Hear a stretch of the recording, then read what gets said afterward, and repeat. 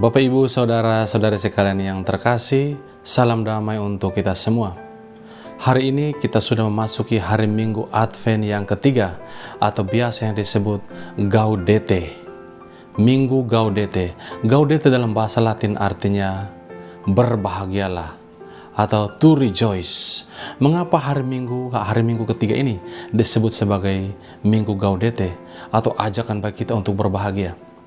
Saudara-saudari sekalian yang terkasih, ketika kita mau menerima kedatangan orang-orang yang kita kasihi, atau ketika kita dalam lilitan bencana yang begitu berat, beban kehidupan yang begitu berat, atau lilitan hutang yang begitu menumpuk, dan pada saat tertentu kita mendengar bahwa orang yang kita cintai menjanjikan penebusan yang akan membebaskan kita, memberikan penebusan bagi kita, atau menanggung semua beban kita, dan dia sudah memastikan akan datang.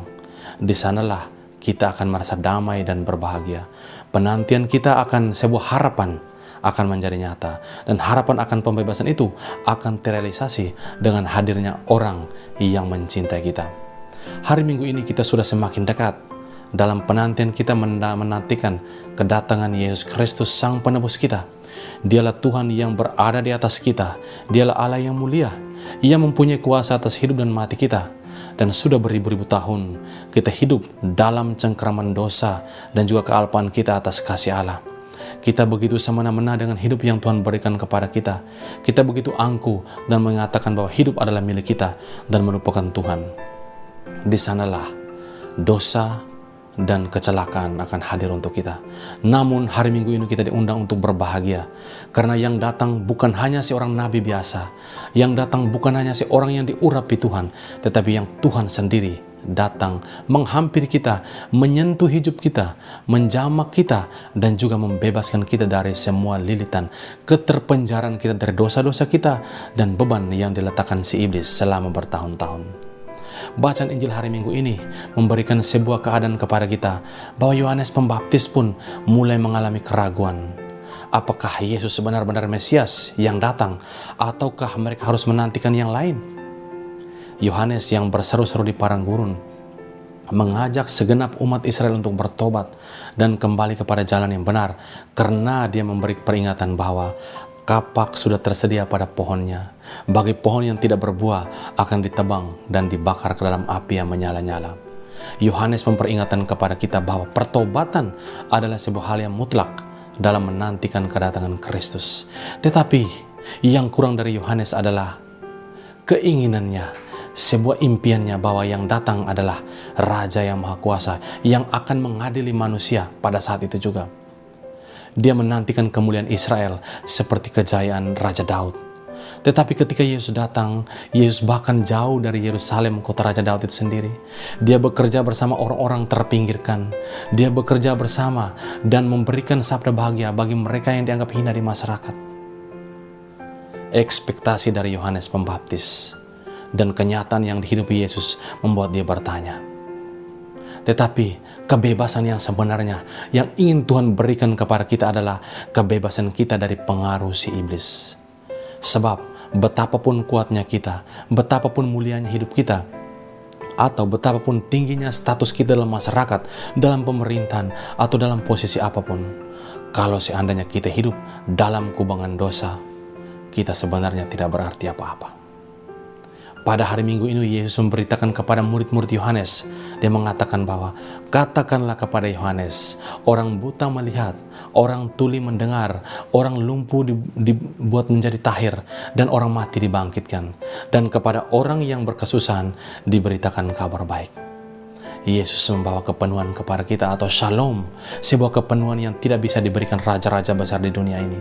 Dia menghalau kegelapan dosa, dia mengusir pengaruh iblis dalam kehidupan kita, dan memberikan kemenangan besar kepada kita dari kuasa maut.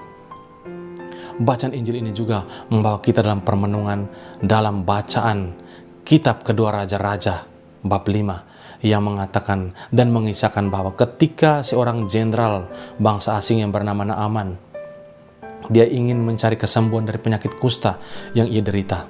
Dia ke Israel mencari apakah di sana ada Tuhan. Dan ketika diberitakan kepada Nabi Elisa bahwa Jenderal Naaman akan berobat dan ingin mencari kesembuhan daripadamu.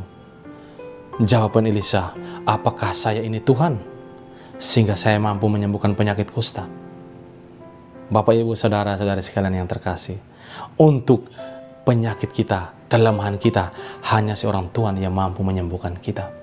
Dan Yesus hari ini menyatakan kepada murid Yohanes, pergilah dan katakanlah kepada Yohanes bahwa orang kusta pun menjadi tahir dari tangan dan sabda Kristus itu sendiri. Bapak, Ibu, Saudara-saudari sekalian, penyakit kita, semua kegalauan kita, semua kehinaan kita hanya bisa ditahirkan oleh Sang Tuhan. Dan Sang Tuhan itulah hari ini menyatakan bahwa Dia akan datang dengan segera. Itulah alasan mengapa kita berbahagia. Gaudete. Dia sudah memastikan bahwa Dia akan datang dan hanya Dialah yang berhak untuk menyembuhkan, menghalau, dan menggagalkan semua rencana iblis dalam hidup kita. Dan Yesus akan kembali mentahirkan kita kembali. Bapak, Ibu, Saudara-saudari sekalian yang terkasih, pada saat yang sama kita berbahagia. Mengapa? Karena bukan hanya Yesus memberitakan keselamatan kepada kita, tetapi pada saat ini juga Yesus sementara mewahyukan dirinya, siapa dirinya sebenarnya. Bahwa Dia bukanlah nabi biasa, Dia bukan hanya nabi yang diurapi, tetapi Dia adalah anak Allah dan Dia adalah Allah itu sendiri. Hari Minggu ini kita berbahagia karena Yesus mewahyukan, membuka tirai mata kita dan hati kita bahwa Dia yang datang adalah sungguh-sungguh Allah. Dia berkuasa atas sakit kita, Dia berkuasa atas sehat kita, Dia berkuasa atas segala kemalangan kita dan juga kejayaan kita, dan bahkan Dia berkuasa atas hidup dan mati kita. Dialah Allah yang segera datang. Marilah kita berbahagia, mari kita mempersiapkan jalan baginya dengan pertobatan yang benar. Sebab bagi mereka yang ingin menanti kedatangan Tuhan, Tuhan akan memberikan keselamatan dan kepenuhan seperti yang dijanjikannya. Mari kita renungkan bersama dan semoga Tuhan memberkati kita semua.